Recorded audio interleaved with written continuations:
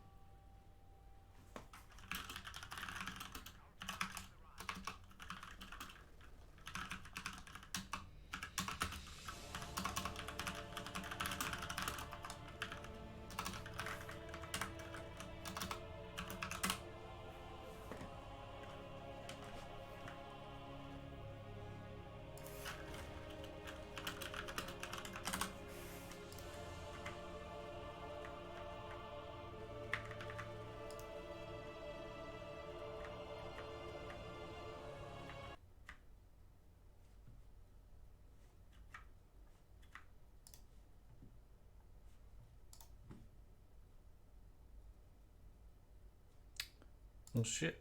My music's gone.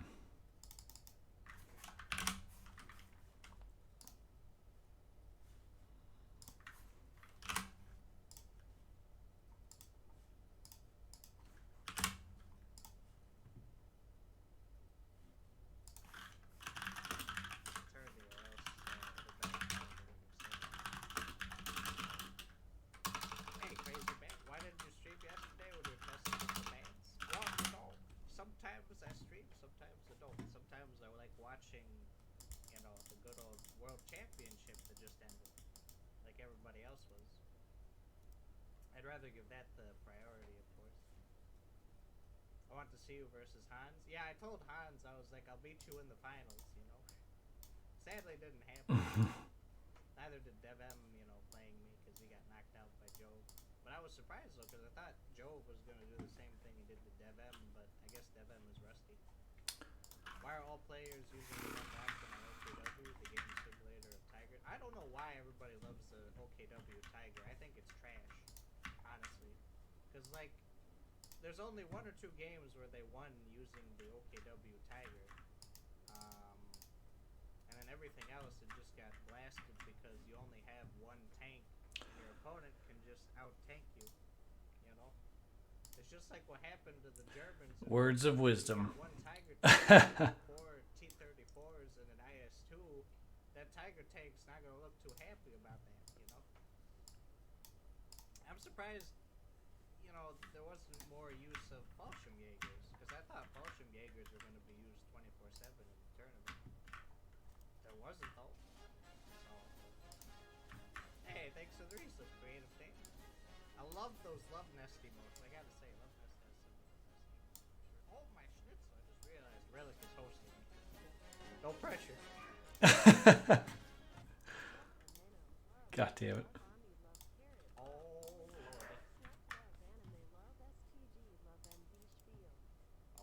Thanks for the support again, creative name. Also, hello everybody. If you don't know who I am, my name is up there. I think I can see it.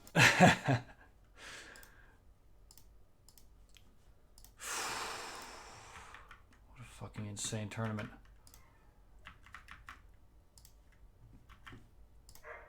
We can actually go and put... I wanted to look at that game 5, game 4 actually.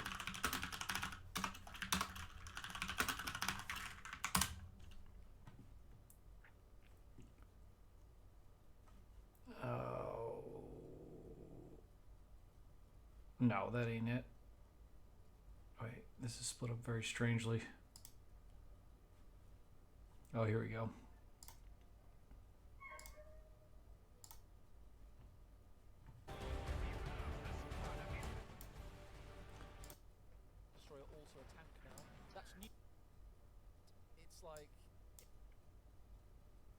He's been playing a lot of that light.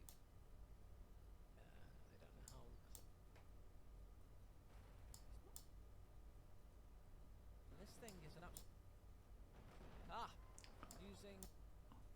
want to look at.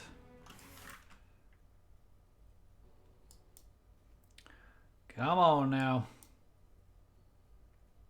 Because Nagano's got some excellent victory point pressure, just like he has done every single game. All right, I need to let the dogs in real quick. I want to look at this game 3 and 4 when I get back here. 1 second. Round in automatic rifles all of a sudden, thanks to the pizza headquarters. Well, this looks like Love Nest is really struggling to get out of this. He's just got to rely on the faction playing his Fallschirmjäger as the Luftwaffe doctrine.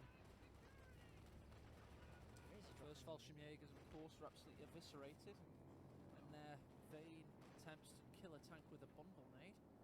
Here comes some more elite troopen from the skies above, famous for taking fortresses in Belgium and the island of Crete, pretty much. What is going on here? Ouch. Huge crashes! Huge crashes Massive. from the Sherman. Can we finish off with the last shot? It'll be devastating for Love Nest. Oh, those Grenadiers with a barely surviving escape there. Puma pushes in. Stewart's now veterancy 3 and missing rounds, dodging them for fun, it seems. No bundle nade because that was a peripheral engagement, and Love Nest is only just about getting the munitions right now. I think what we're about to see is Love Nest really lock down and camp on this side of the map. He's got the tier 4 there to stop any units that do push in a bit too deep. Got to get that front line set up as soon as possible. This is a great flank. Very well timed. Seen Nagano likened to a Terminator, and I'm starting to feel the same way, and maybe Love Nest is as well. He just can't kill him. And like an irrepressible force, he is continuing to push in with constant surges in army value. He's a dominating force on Crossroads. And this, by the way, oh, that nice upgrade there with the Dozer Blade. 20 fuel, 50 manpower. This gives it a little bit more health and the ability to crush. Okay.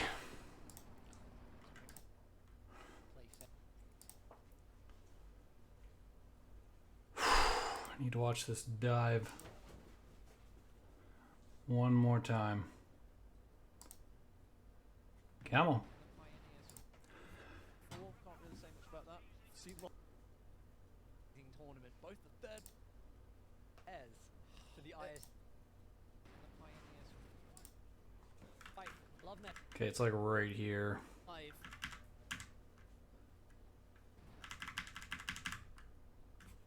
eighth game of their best of 9 last year. Well, I would agree. Tegan's taken down. 2 of them remain. Okay. 2's taking a hell of a walloping there. Oh, main gun destroyed finally. It's going to survive though, however. On the west side, we've got a little bit of infantry combat as Pioneers possibly pay the price. But here come the Panzer IVs pushing in. I think he's using Blitzkrieg here. He wants to get to the rear Wants armor. it. He wants it. Will he get it? He's a very There's fortunate one. shot here. He's run out of juice. One big shot hits. Okay, that one pens. It penetrates. He just needs one more penetrating shot. Can the T-34X5 deal with it? It No! does! Oh my He god. ties a mortar for the cause there as he dies with temerity, but the SU-85 is now the Jesus. target of choice as the Panzer IVs take them out, but they might pay the price because the IS-2 survived and the T-34-85 will be the air avenger. There is still a chance for Nagano to make this work. He can box in the T-34-85. He's got eyes on the rear armor. It's going to be out of control. He's just got to deal with the IS-2. Is this the biggest turnaround? If Nagano gets Bounces this... the shot! 18 Aiden! He can't get round the bunkers. The IS-2 survives. Here comes a little T-70 that good. Veterancy 3. Cannons down on the Panzer IV. T-70's plinking away. He's knocking on the door. Rear armor hit. Panzer IV will not survive. Here comes a fragmentation bomb. T-70 has to get out of there. Taken out of issue. Everything dies. Nagano has the bigger army at this point. It's all about how Love Nest regards God players. damn it.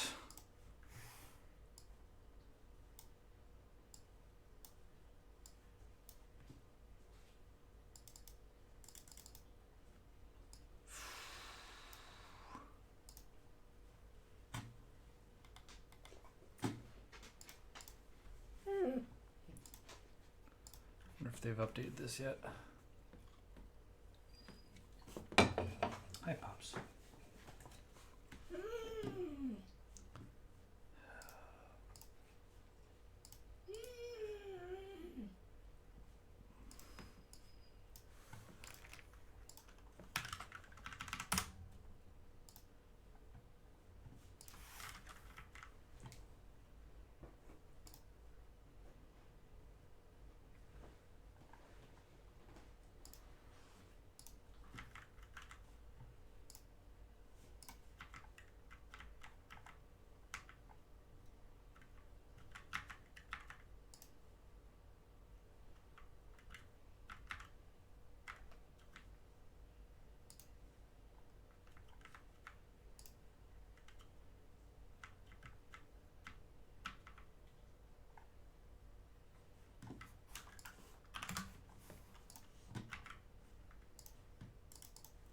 Oop. Jesus Christ, that's not what I want.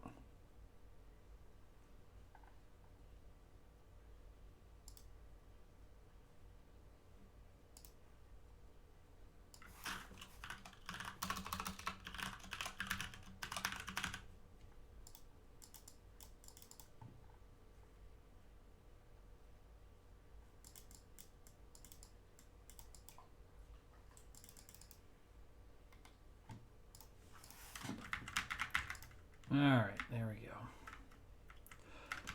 So I had a question from the code Discord. I'm going to answer this here. We're asking about point distribution right here from Taxman. Why are there more strap points here? What's going on, Pyro? How many tourneys, though, until we have a Code 3 announcement? Yeah, I don't know. I mean, that's about as big as I would expect to see for Co 2. And, you know, there was nothing. Nothing. Yeah, nothing. I mean, if they were going to do an announcement, I would think they would do it. Like, during the tournament, they would say, hey, we're going to have a big announcement at the end. But they never did. So, it's kind of hard to tell. I need to boot up Crossroads normal here as well. So, there was a question in here about asking about why are there more strap points on Nexus. I'm going to answer that by displaying Crossroads, because this is the crux of my case for this layout. I was going to do this in Audacity, but I'm just going to do it here and then post. So, where do I start? Crossroads wasn't actually conceived in Co 2. This map is old as shit. This is actually from Co 1. And the point distribution was specific to that game. And when it got ported over to Co 2, the way maps were set up weren't exactly great. And the point distribution that they had, I didn't think it worked that well. There were like pacing issues back in the day. This is really early on, and there was also a case to be made to have more sectors specifically connected to the base.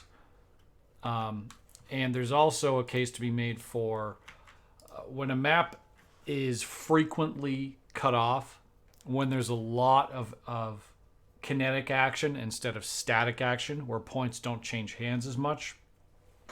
All the time that the players are playing, you have to account for the amount of time that people are either likely to be cut off or points are likely to be whited. If the points are whited or cut off, those resources don't count as income. So a regular map that has, what was he saying? All the maps have 10 and Nexus has 12. Well, Nexus has 12 because Crossroads has 12. And there's... Crossroads is worked out such that because this map works so well, the rest of Nexus was built upon that foundation where we have, 2 points connected to the base. We have aggressive cutoffs that heavily impact resource income. And there's also a point distribution that allows a capping, sort of a reasonable capping setup for the players. And part of that, too, is in Co 1, you could actually change the number of points that you had based on what kind of points you put, which I badly miss. But here, the point setup was basically, part of it is through testing, like this idea that you have a lot of cutoffs and that income isn't consistent. That's hard to quantify, so this map went through an absurdly rigorous testing program, not just in Co 1, but in Co 2 as well. And over time, it became obvious that the number of points that are on this map is the correct amount for whatever reason, right? And testing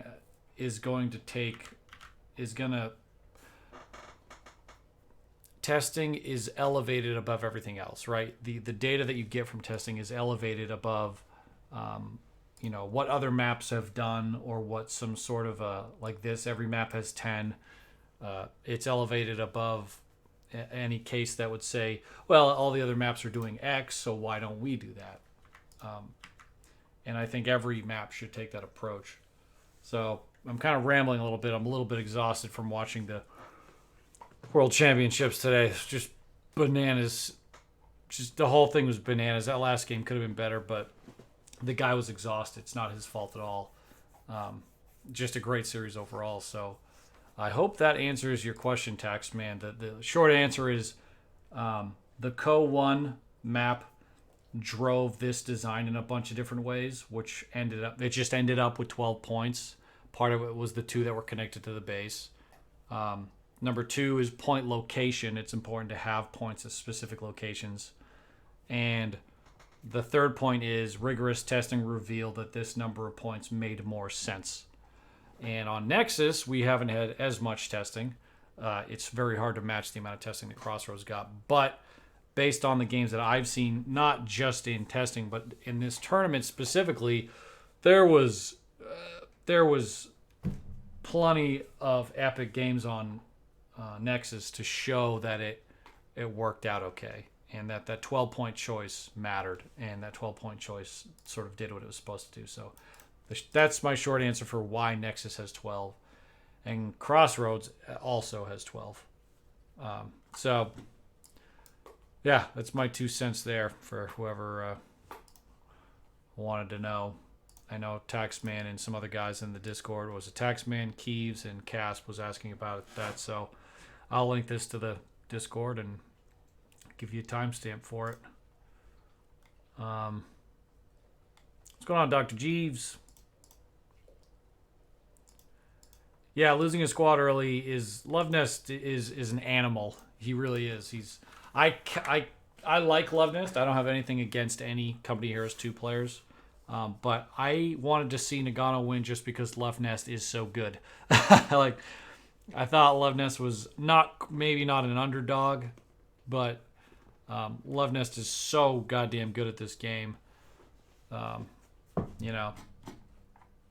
He just shredded him. He didn't shred him. That was actually an insane series, but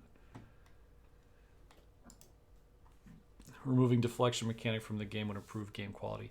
When you say deflection mechanic, do you mean where it like if you fire a shot and it hits this brick wall when it should hit the unit? Is that what you mean?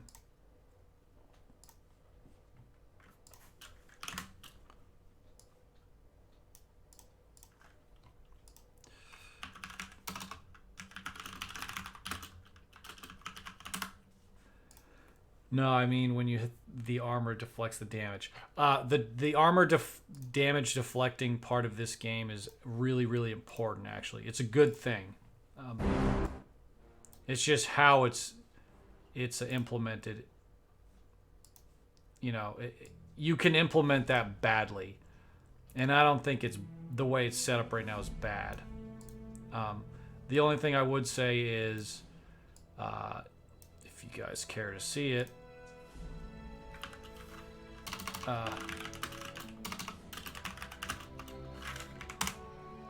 I will show you one thing that I think might make a case otherwise. Ooh, what is this?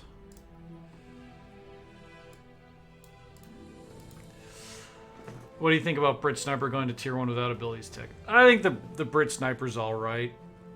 Yeah. Still do damage, but higher armor reduces damage. Well, Pyrock, did you play Company Heroes 1 at all? I'm just curious here. Okay, so I'm gonna show you guys. This is from my Co 3 article. Okay, so this goes through armor bounce and bullet bounce in Company Heroes 2 and in 1. In this instance, I'm mostly talking about the graphical feedback, the immediate feedback that you get, but bouncing shots really does count for a lot, because part of it is, like in this example right here, you've got a King Tiger. This is Co 1 in the center of the screen. You have a King Tiger facing off against Shermans, right? You could have Shermans do lower damage and not have deflections, but actually deflections do still do some damage. It's just a very low amount, if I recall correctly. I could be wrong about that, depending on how it deflects or whatever. But here I'm just talking about like the art. No, deflections don't do... I think deflections do 0 damage. Yeah, bounce. Yeah, like when these Shermans fire and you see the round physically bounce away, that to me is way... It's much better feedback than the Co 2 way. Like, right, this is what a deflection looks like. This is what bounce. This is what penetration looks like, and they look too similar in my mind. You can just see the health bar, right? But that's its own thing. Now the game is better with rounds deflecting for sure. I would say it feels different too. Like when you fire at a tank and nothing happens to it, it's the guy who's on trying to destroy the heavier tank really feels that impact, and the guy who has the heavier tank does too. It's a good thing overall. And this is something else to talk about, is like front, side, and rear armor types, because right now we've only got front and rear.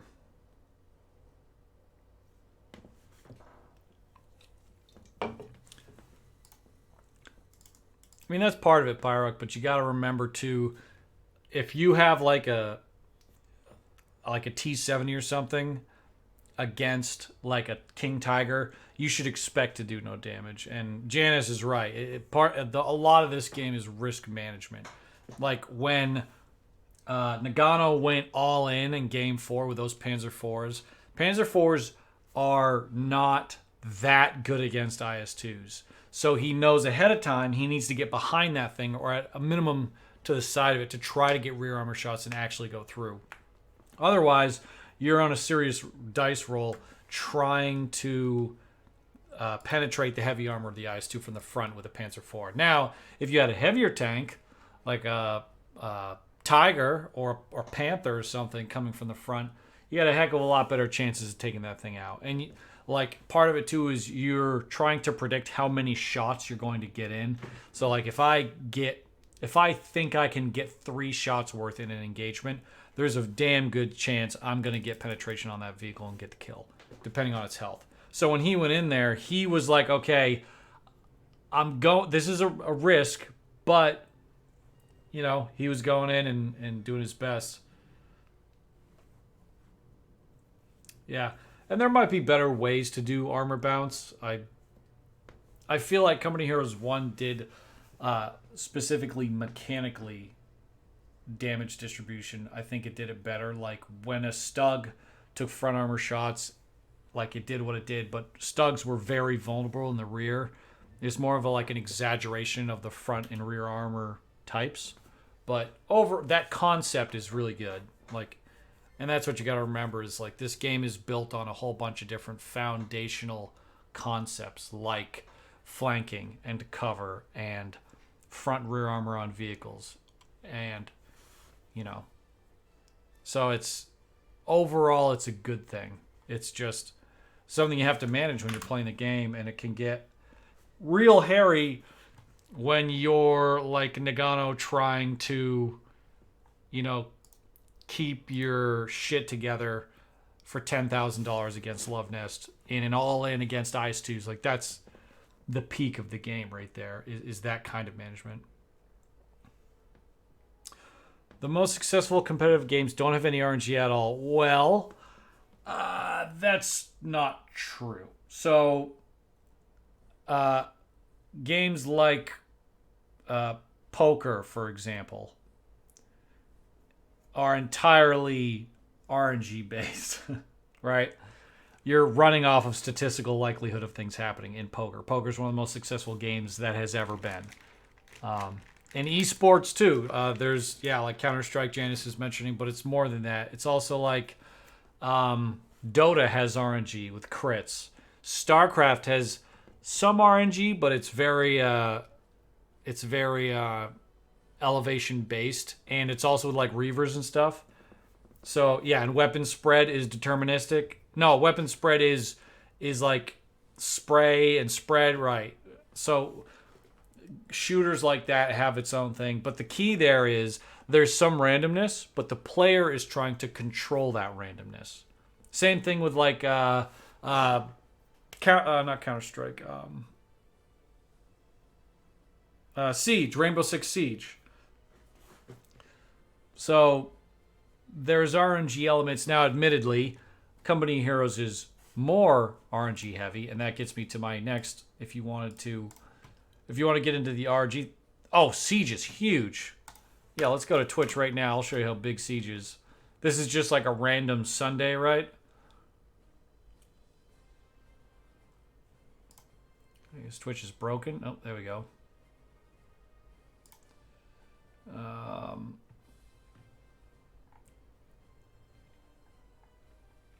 Where is like top games? So if we go to browse,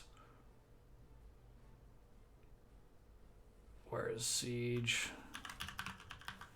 Yeah, here's Siege right here. 7.6 thousand players, and there's not like a tournament or anything happening right now. Like almost 8,000 players on a random day. Siege is huge. But you want to talk about RNG right here. I wrote a giant piece of the second article about the RNG dilemma, Pyro. And I'm not going to bore everyone by reading all of this because there's a lot of information buried in all this. That's the second article. The first one is in a different, but scroll down to the section that's written specifically about esports, leagues, ladders, and tournaments. Go past a lot of the stuff that gets talked about, and then hit the section that talks about the RNG dilemma. And what's going on, creative? And this section gets very specific into the potential issues with RNG and what can be done about it. Because like we talk about weapon bounce, and that's actually all right. Except for this example here in the center of the screen, where a tank is essentially dead and you're really, really close range and then something misses or something. So it's... this whole section goes into what works, what doesn't really work, and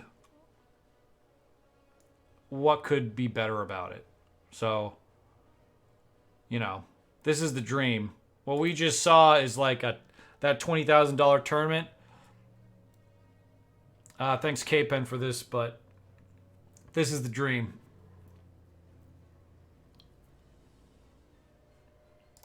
So, yeah, feel free to sink your teeth into that.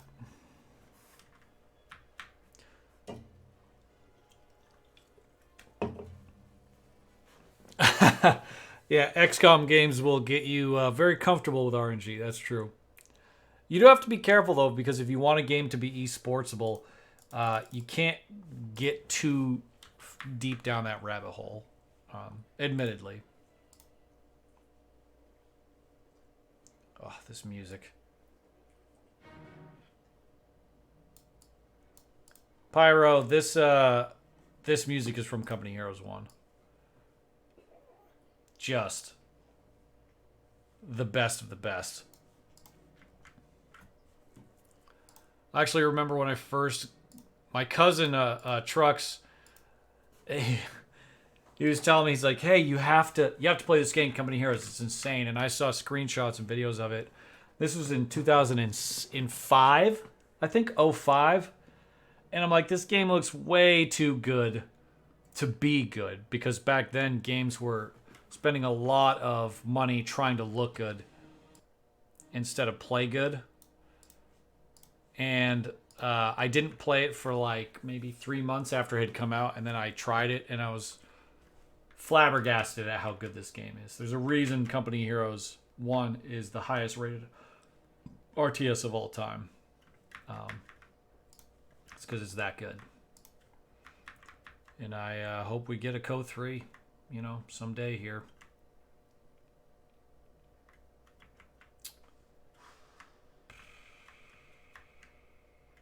I mean, that's pretty damn good, honestly.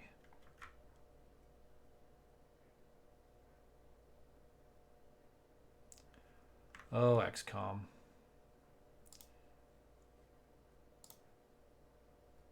It's also like the Front Mission games, right? Like Front Mission is another kind of game that has a ton of RNG. This can be spruced up quite a bit.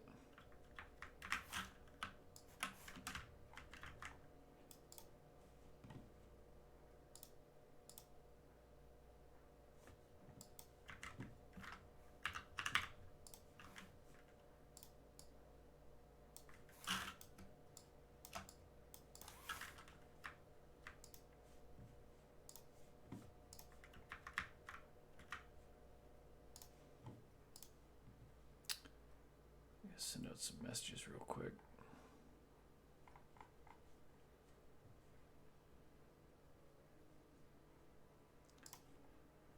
Thought I did.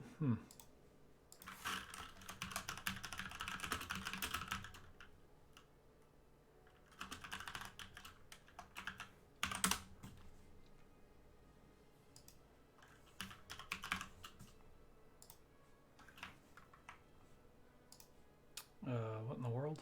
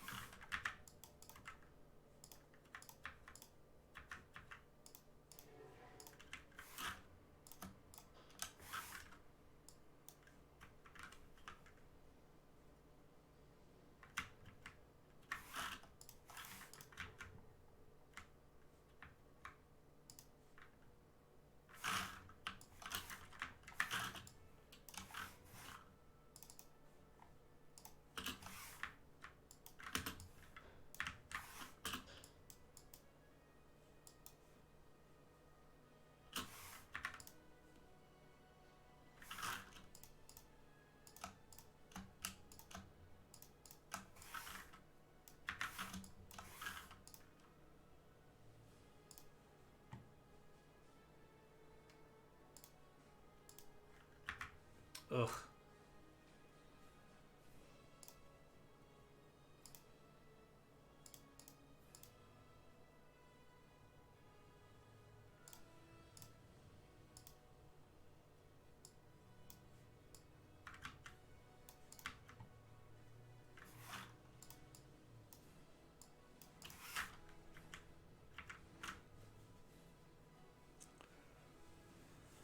Increasing hit chance after missing a shot. Yeah, I mean, that whole idea is like, hey, if like imagine you're in a tank, you fire a shot at a target, and you miss, you being the entity that fired the shot should have a better idea of where the next shot will land, which would thus increase your hit chance.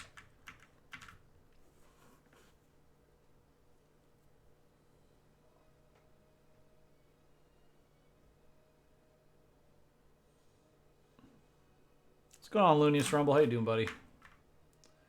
How are you, good sirs?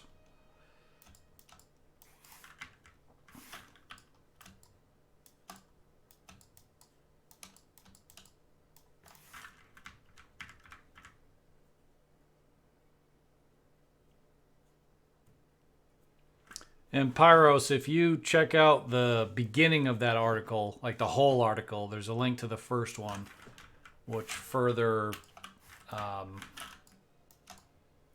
gives further data and sort of examples and ideas and observations. So,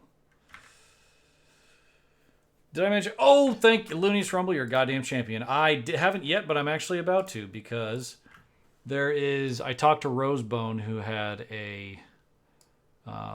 who looked into it, and I actually did a bunch of searching around. And oh, Christmas, where is that? There's a specific area where I need to check this. I believe it's in territory points.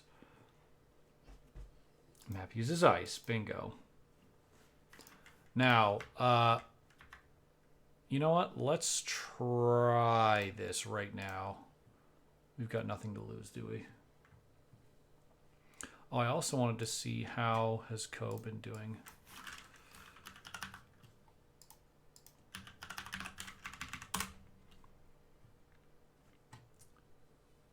Still keeping it up. This is about the downtime because Europeans are all going to bed, but that's normal. Good stuff. Let's see if we can check out the unit portraits here.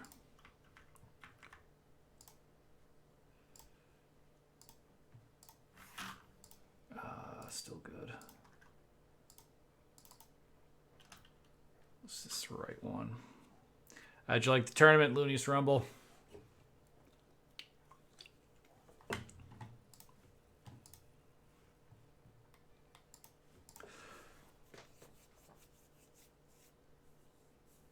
That's right, Loonies. That's what I'm trying to do. I want to have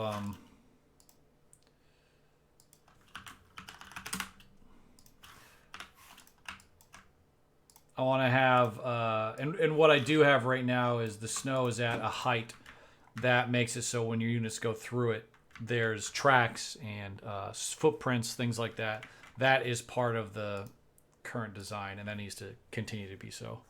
I could make it deeper. I haven't actually tested out what like the deepest snow is that I can get away with without adding slowdown. I don't know what that number is. I need to figure it out, but for now I just want to see if we fix the unit portraits because I think that was the right thing. There's actually two different places. There's one where you change the units clothing on the map, and then there's a place where you change their clothing in the portraits.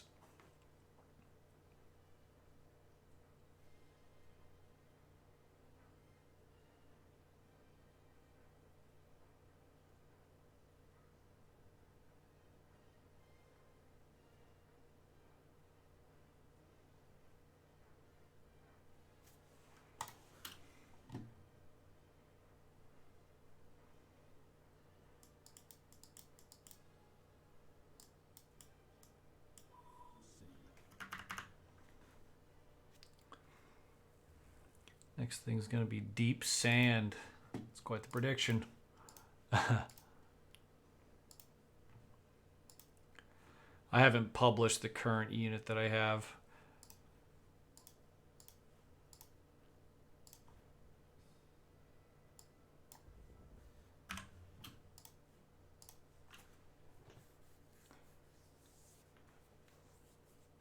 Yeah, Pyros, do you see what I'm getting at? Like, RNG is still totally viable. However, it needs to be managed from a design perspective. And It needs to be very, very carefully managed from a design perspective.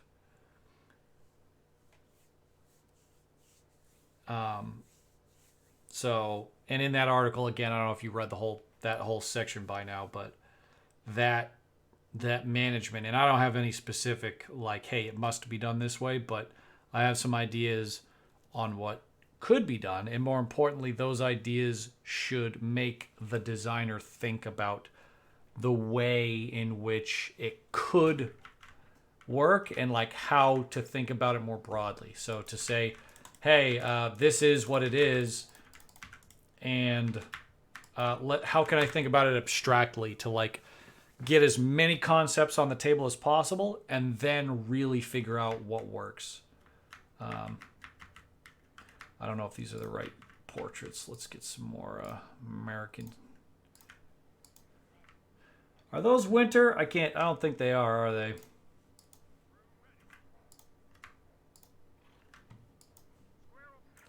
I don't know. That looks winter. Are these winter portraits, Looney's Rumble? Shit, man, I can't tell sometimes. Exactly. Intensity over frustration. Couldn't agree more if I tried. Dude, I love the winter version of this map. Looks so sick. I'm really happy with the way this turned out. Oh, does this look familiar, guys? A little bit of fury. Actually, I'm going to get units away from this. Right, the tank in the center. The problem is if I actually put that there, it's green cover, which I wouldn't want. This is just a concept right now. This isn't going to be final. But you can see like the dead bodies, right, that they had cleared out. Right, and then you've got the tank in the middle. And all the bullets and shells. Like, I took a... I'll show you guys this. I took a screenshot. Not that one.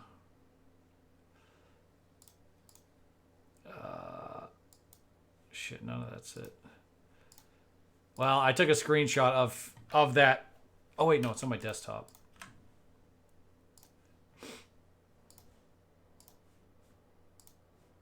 Oh, no, that's on my laptop. Never mind.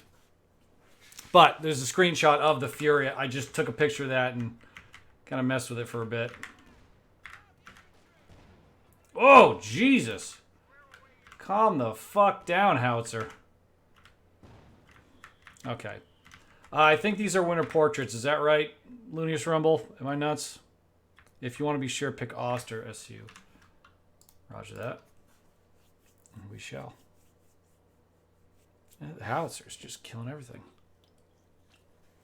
And I need to get a different loading screenshot. This loading screenshot is garbage. It's a placeholder. I'm going to have Trucks build a real one. I think it's in Discord. Hey, Luke, you here?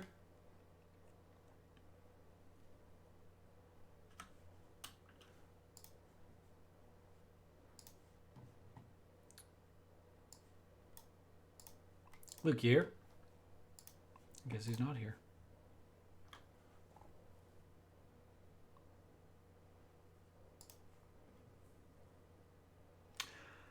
Us as pies with the helmets or combat engines with a resting hat. Yeah. See, that almost looked summer to me.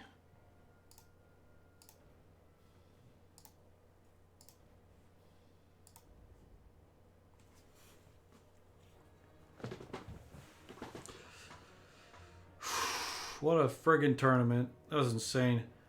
I think game 4 of that tournament was probably the best game of the whole tournament. That was absolutely bananas. What's going on, Stormjaeger? You want to play? Want to play what? Go? You want to play some Go?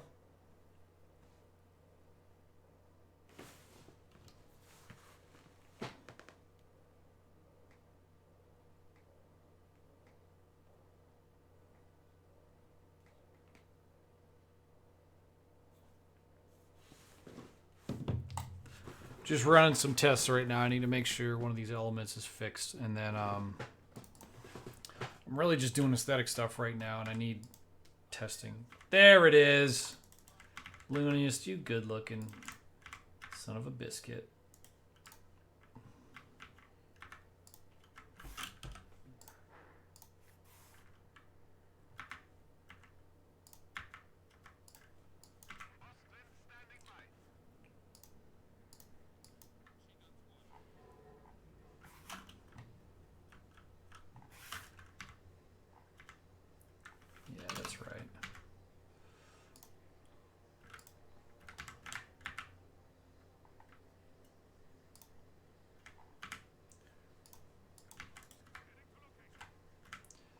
These skins all look correct to me.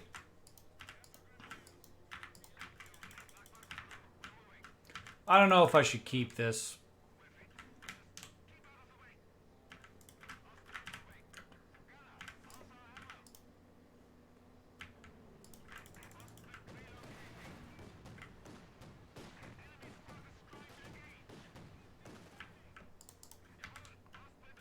Airborne guards of the Soviets.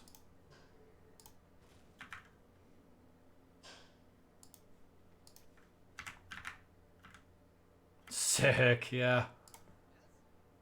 Yep, I can get on board with that.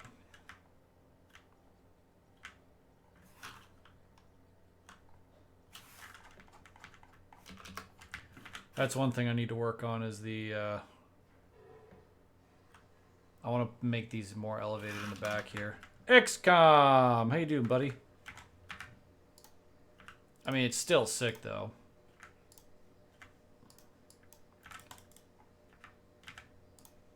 Sniper skin looks different. Oh, that's a lady! Probably have to spam these to get the dude sniper. Yeah, okay, so there's the guy sniper. Fair enough.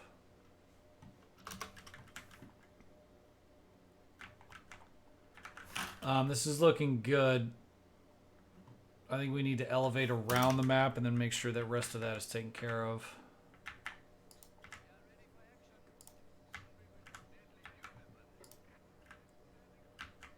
See how the tracks are here? That's pretty damn important. Like that's a whole nother dimension to the game.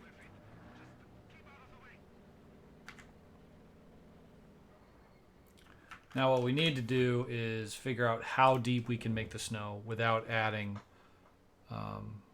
a speed penalty to the unit.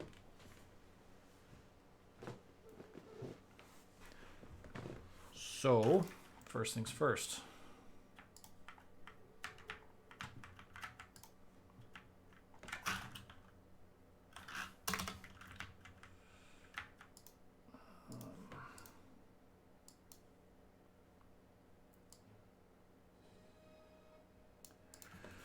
What's going on, Ricky Rifle? Have I seen Mill Road? I don't know. Thanks, Pyro. Appreciate it. It's looking good. Take it easy, Lunius. Godspeed on the Left 4 Dead.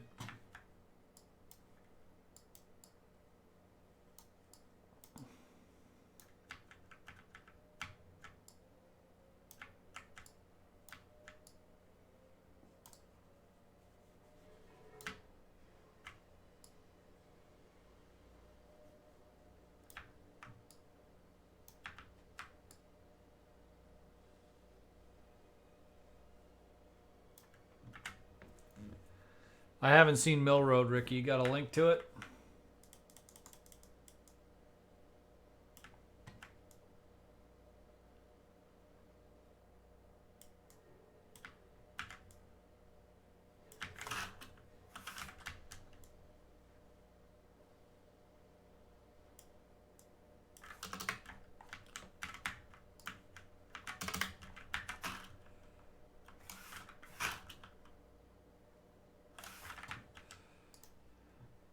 Take your time, man.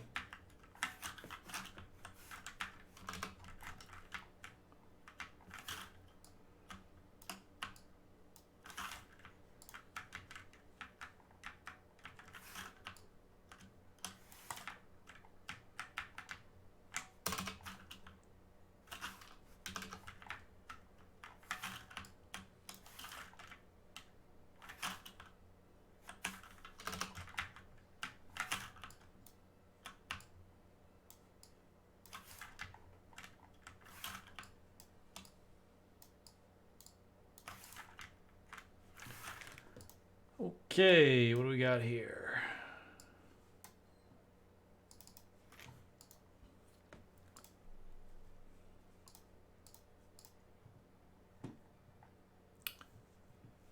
I have not seen this.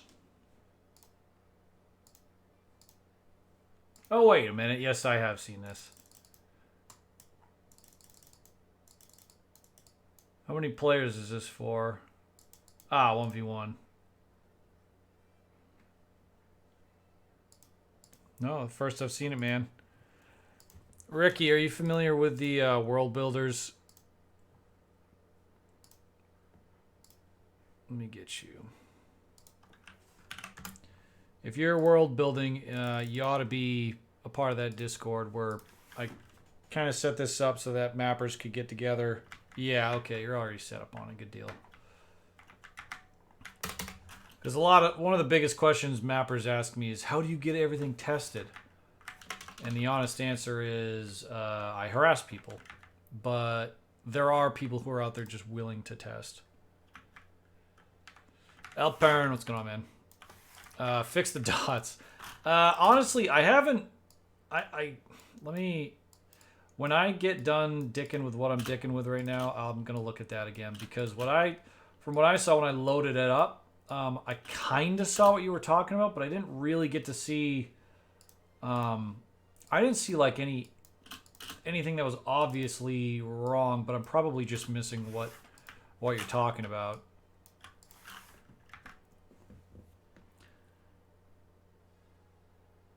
Yeah, Stormjaeger's in there. That's right. Sorry, I'm still getting the hang of like who's who and who's where.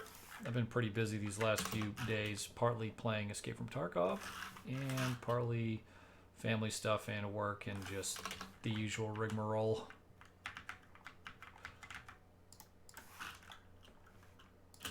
Willing to testers. I mean, that really is one of the hardest things. This is like, a lot of people are like, well, this is, this isn't reasonable. Like, how is anyone supposed to make a map? How is anyone supposed to test it? And it's like, well, part of being a mapper is building a relationship with the community, first of all. So you have to do that on top of everything else. And that's how you get testers in the short run. But in the long run, we really should have like some kind of a system set up. So we got the Discord now.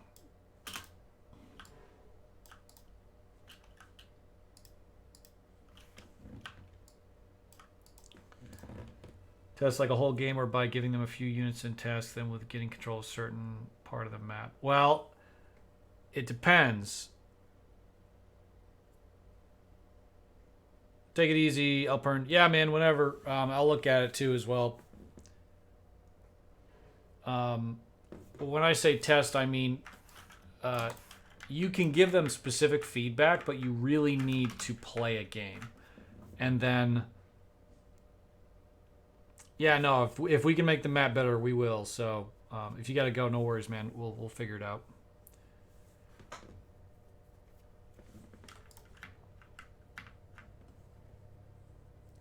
You really got to give mappers replays.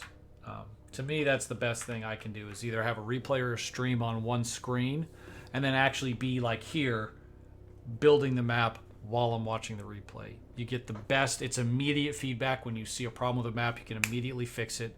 You don't forget anything. You don't have to write anything down. And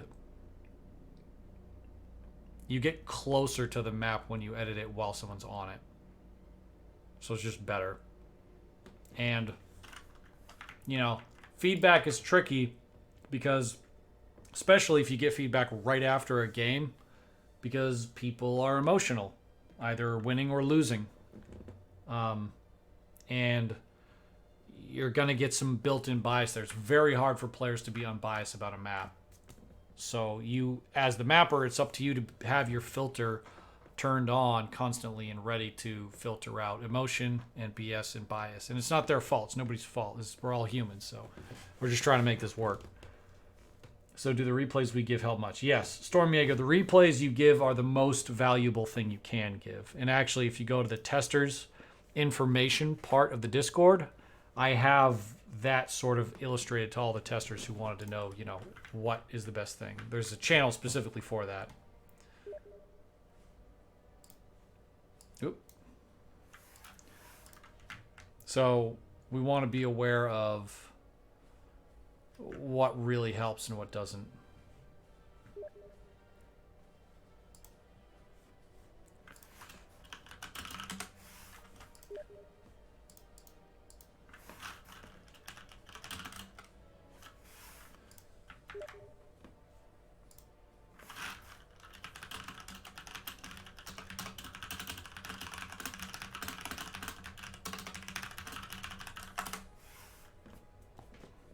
I heard Kalani Firma Summer is bad.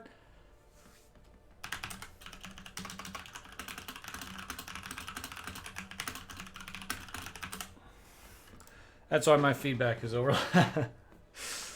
Well, and that's the thing. Like, it's the mapper has to be very careful to separate good feedback from shit feedback, because some people who give feedback are actually like good at it. Like, it is a skill that you develop over time, like understanding your own kind of shortcomings. And it's up to the mapper to not. It's up to the mapper to recognize what's good and what's bad. And that only comes with experience. Like, I've been doing this since 2007, so it's easier for me to look at someone's information and be like, yeah, that's emotional information or that's bad information. And then some information that's just good. You're like, oh, that guy's making a great point. And replays are super valuable because it allows the mapper not to have to sit in that pool of bias or emotion, and they can just watch the replay because they don't care who wins. Or if a player is playing and they like lose or win a game and then they think there's some feedback, that's still a good thing to hand it over and see what they can do with it. But if the mapper is resisting their feedback, the best thing you can do is sit down and draw out with like screenshots and replays, or maybe even a small video to illustrate your point. And then, you know, if you are indeed having a good point in that case, then it does make a big difference. So it's hard for the mappers and the testers to all be on the same page all the time. It really is. It's a bitch. But that's the only way you can make good maps. You can't make good maps without testing. It just doesn't work.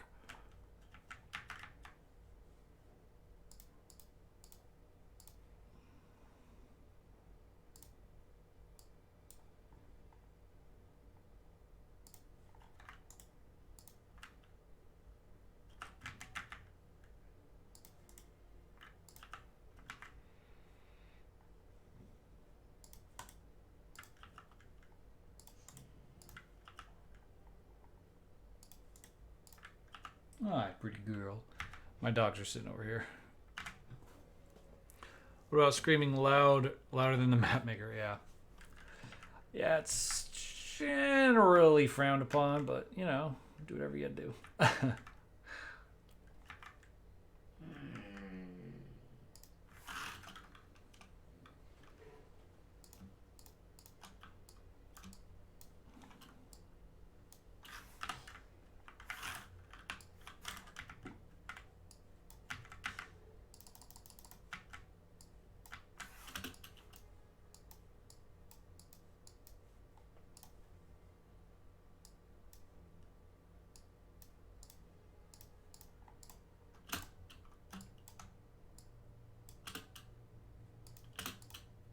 Sturm Tiger Gaddafi, you good-looking son of a bitch. How you doing, buddy? How'd you like that tournament, Sturm Tiger? Doesn't get much better than that, does it?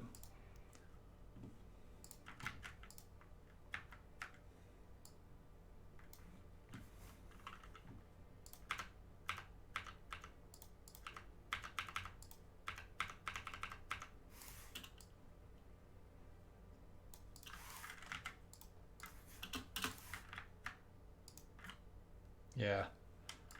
Dude, that game 4 specifically was just fucking nuts. There's no other way to put that. It was nuts.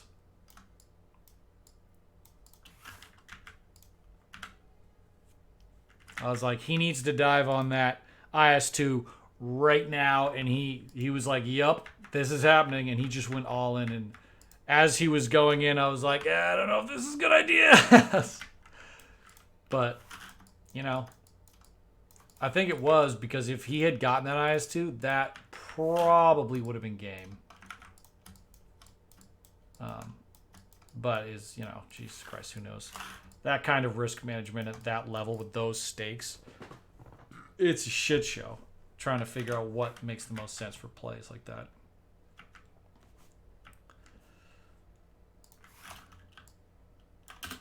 And I kind of feel bad for Nagano because of his time zone, but on the other hand, I feel like if I was going to play in one of those tournaments, I would sleep before it. I'd sleep like at night and then wake up. Or what was it? The other way around. I would set my sleep up so that I could get... so I could be fresh for the games, but...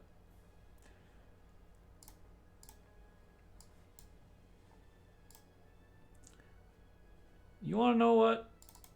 You want to know what this is? I'll show you what this is.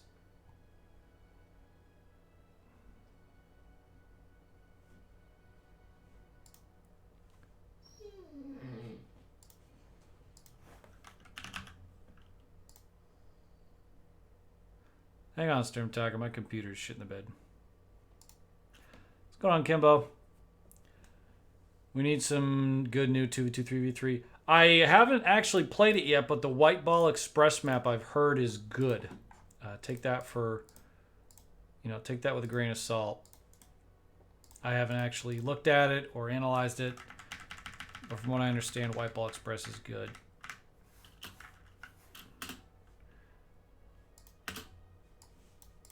Okay. This might look familiar. I'm talking to Storm Tiger right now. Okay. Does that look familiar? Now let's look at this.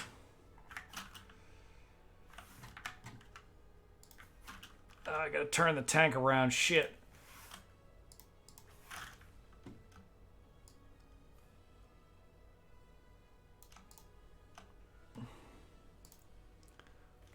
Huh? Huh? Ah. I don't know if this is a good idea or not. Mostly because this is a green cover blob of shit. Right, dead bodies.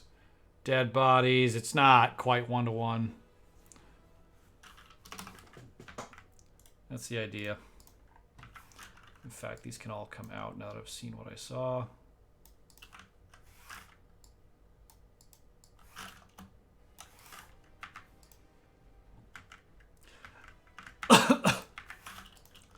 Screenshots from Fury.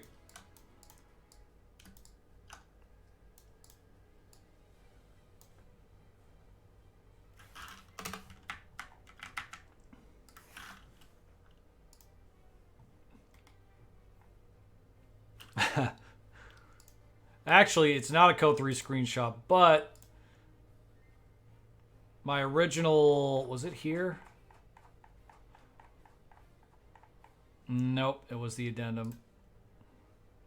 In the Code 3 addendum article, I did write about like the graphics. Shit, man, where is it?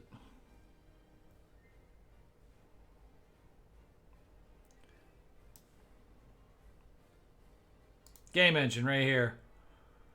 Right here. I was talking about the Code 3, what Code 3 can be. And I just took shots from that scene in Fury. I'm like, this is what Code 3 could be like. Right? Essence Engine 1, Essence Engine 3, and then this could be number 5.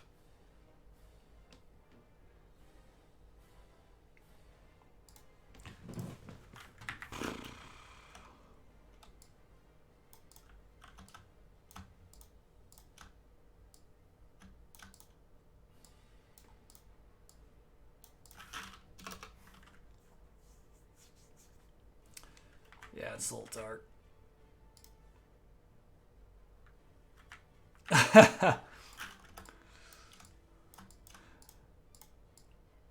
Listen, that movie might not be perfect, but I've seen less plausible movies. Let's put it that way.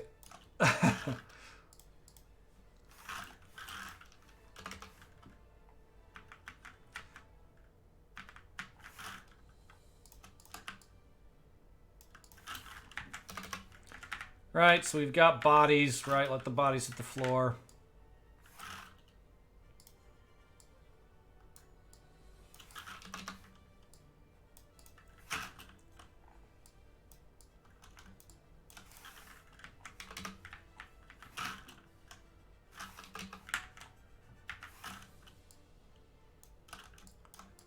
It's a friend.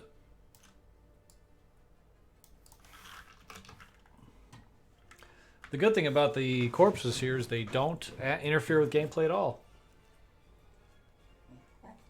Elpern, that's actually a really good question. I haven't even thought of that. Does AoE 4 run on the Essence engine? I would be a bit surprised if it didn't. I'm obviously guessing here, but I would guess that it does. Then again, it could be new. I don't know. Shit, man. Good question.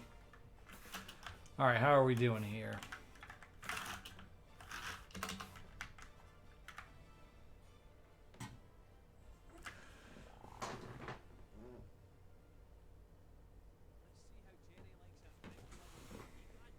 The fuck?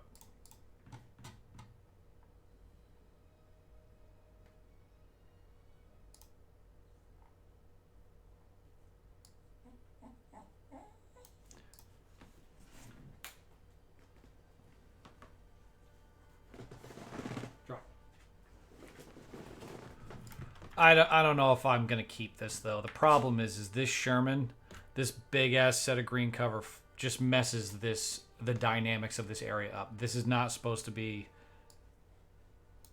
This is not supposed to be a green cover set. So I don't know.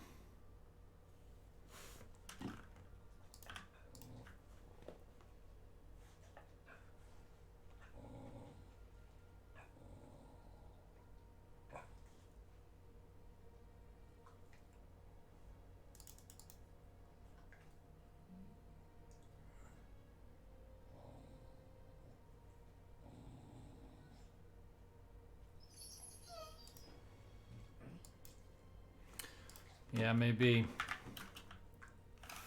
Guys, I gotta let my pups out real quick. I'm gonna leave you on this Fury screenshot. Oh wait, if he's pointed this way, I have to have the tracks coming from the other direction. Son of a bitch.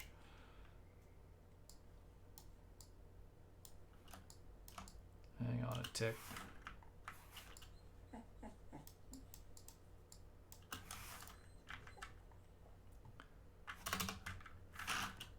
How's that?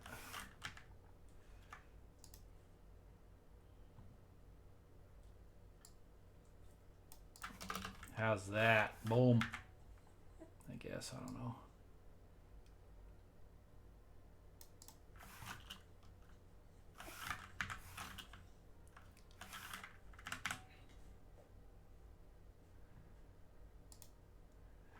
He could reverse there. That's true. I'm going to leave you guys on this screenshot while I let my pups out. I'll be right back in like a few minutes, guys.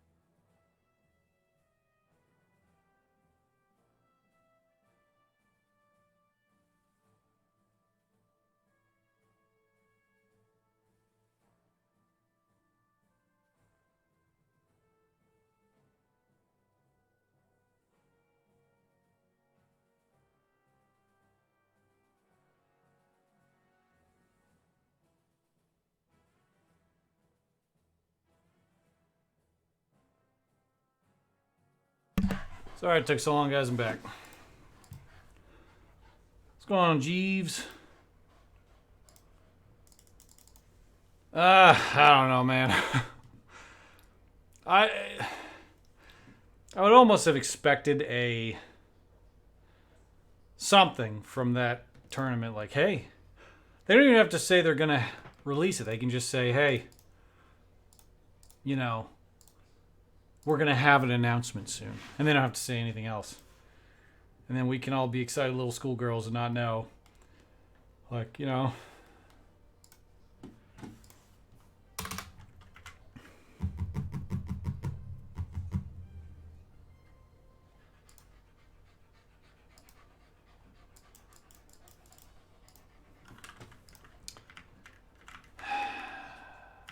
All right, we need to run some tests.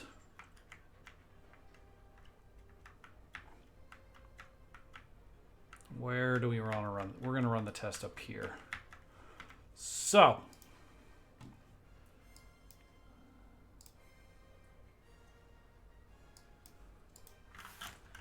0.25 is quite a lot.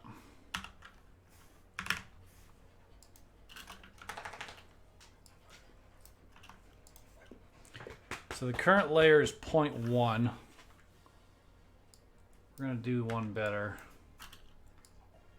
2. I need markers for all these.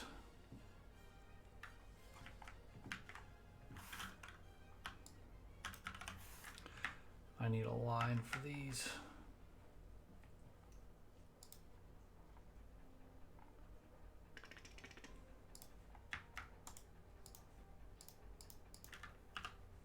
Those don't work anymore. Okay.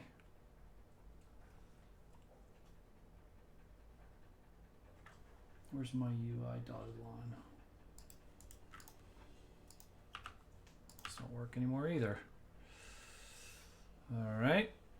Well, just need my line.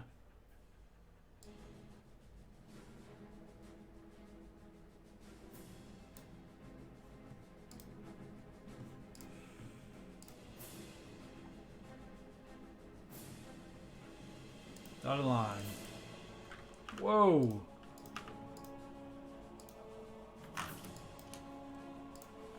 Okay. Let's make some sections.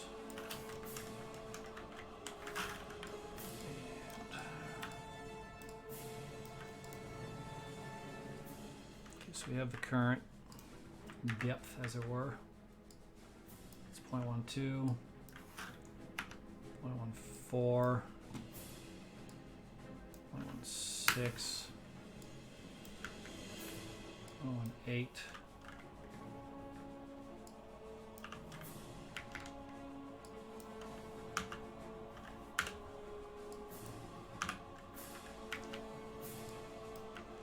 And then 0.20.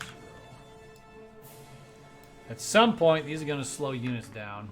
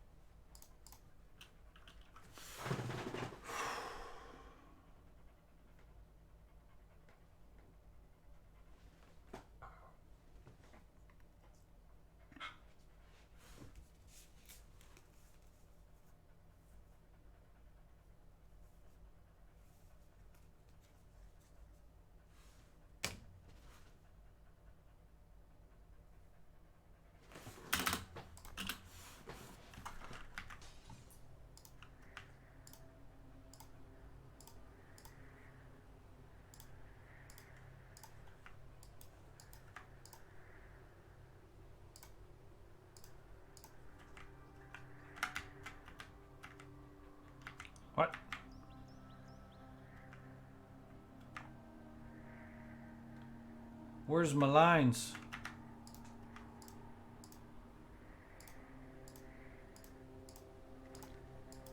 I hate walking through snow. Move out, pioneers! Jawohl, we are moving! We're moving! And here we go! What in the world happened? It definitely exported. Big rifle. I tried to make a night version of Mill Road as well, but I have a problem that the lanterns turn off for some reason when I export it. Well, Coney Heroes World Builder is a fickle. I'm just gonna say it. She's a fickle bitch. Oh, I bet I know why this didn't work. It's not always straightforward. What is supposed to happen? What we ask it to do, it's not always clear if it works or not.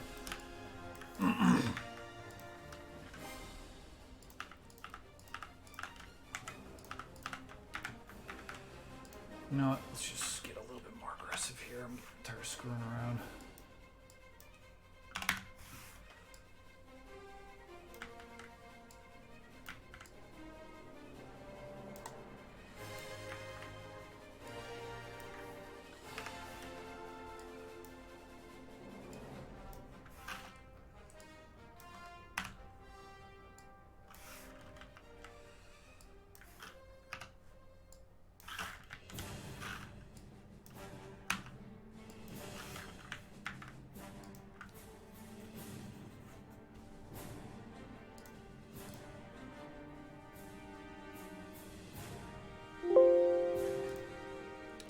It's probably because there weren't splines, it wasn't registering.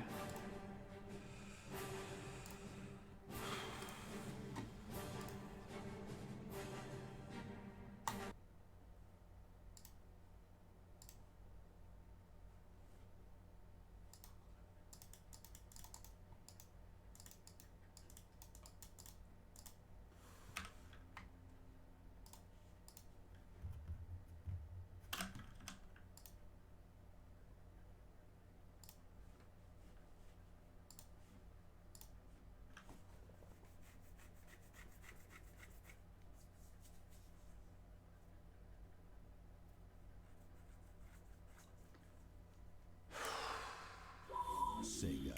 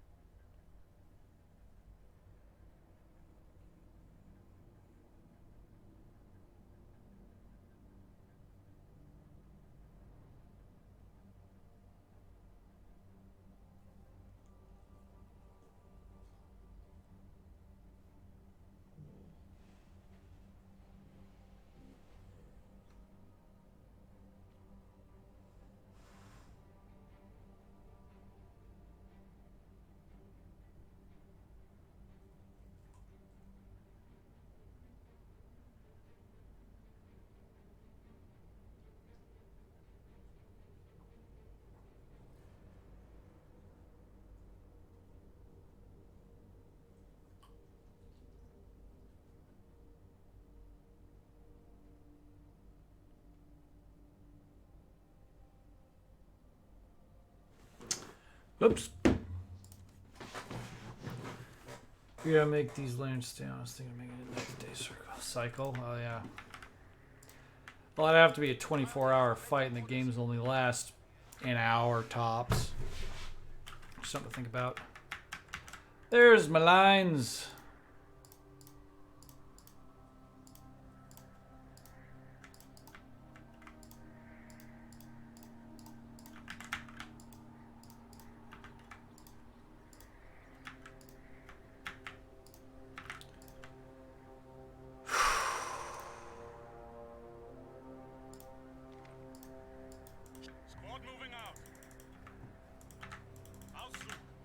Oh. One foot after the other, Kinder. Moving. Oh, I see some deep snow. Moving out. Securing location. Okay, this looks about as deep as we can go. We'll hold this sector. Capture it. How soon? We found it. One foot after the other, Kinder. Looks like 0.25 is the threshold for speed. Stay on the packed snow. Moving out. Moving out. Half track is moving.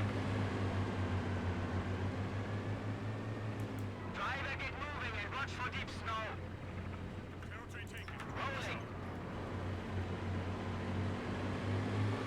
Halt.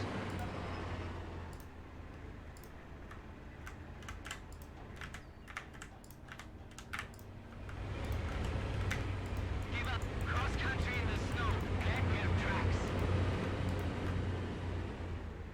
Driver, get us there.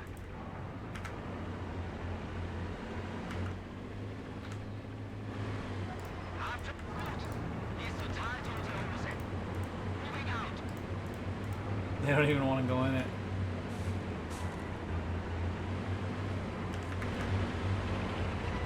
Should take part of the deep snow pretty easy. Gut. Die ist total tote Hose. Rolling. Half track is moving. Gut. Die ist total tote Hose.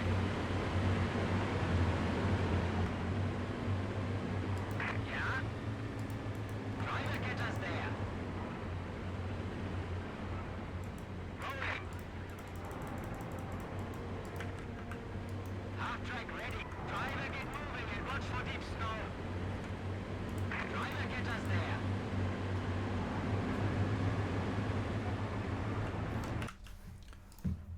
That's it. It's pretty conclusive.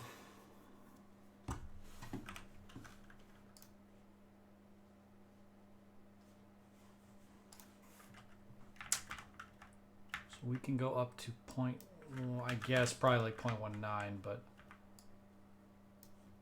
oh, wait a minute, that was deeper than that. Shit. That's 0.2, okay.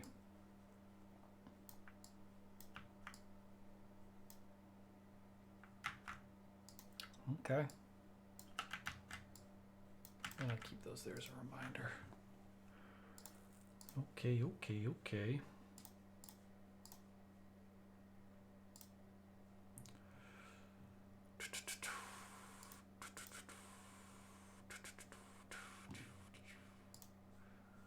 Well, that's some good information. Guys, I'm going to boogie, but I appreciate you stopping by and checking out what the hell I'm doing. And we'll be playing some games and streaming some more at some other point. So we'll talk to you guys later. We'll see you guys in the Mappers Discord. Cheers, guys.